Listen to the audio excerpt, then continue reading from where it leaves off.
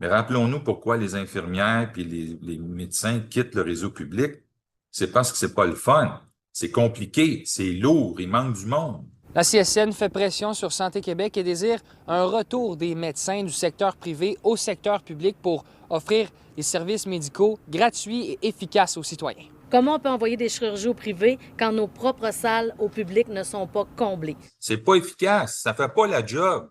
En attendant, j'ai des milliers de patients qui attendent pour être opérés. Fait que je veux bien là, le réseau public, puis bravo, mais en attendant, je veux que mes gens soient soignés. Ça, c'est clair, ça? La CSN du Saguenay-Lac-Saint-Jean a envoyé une demande d'accès à l'information à Santé Québec en lien avec les coûts des chirurgies privées payées par le public.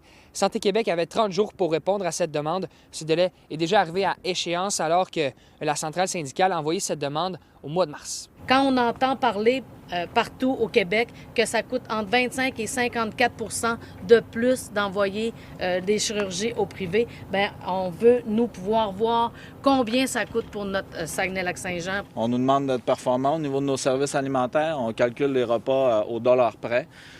Puis on se rend compte justement qu'avec les chiffres qui ont sorti dernièrement, on voit clairement que tout cet argent-là est remis au privé puis qu'il n'y a pas de reddition de compte. Hein? Même quand on veut avoir les chiffres, on a de la difficulté à avoir les chiffres. Les médecins resteraient plus au public, les salles d'opération seraient plus utilisées, les opérations seraient plus rapidement. On les envoie au privé à 54 plus cher. C'est sûr que ça va plus vite. L'annonce de la création de Santé Québec remonte à décembre 2023. À l'époque, on annonçait la fin des acronymes CIS et CIUS, une démarche qui faisait partie de la réforme du système de santé québécois. La communication avec Santé Québec est très difficile. C'est très difficile de savoir où ils s'en vont et comment ils veulent le faire. Est-ce que Santé Québec consulte les grandes centrales syndicales?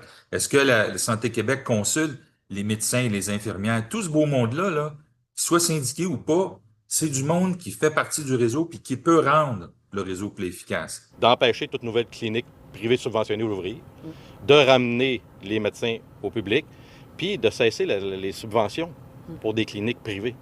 Mais si on cesse ça, bien, le monde ne transférera plus au privé. Que ce soit la CAQ ou qui que ce soit qui gouvernera bientôt, je veux que le réseau soit plus efficace parce que j'ai des patients qui meurent sur des listes d'attente. Qu'est-ce que la CSN ou Santé Québec vont faire pour ça? J'ai tenté d'obtenir des réponses auprès de Santé Québec, mais je n'ai reçu aucun retour d'appel. À Saguenay, Étienne Ouellette, pour Nouveau Info.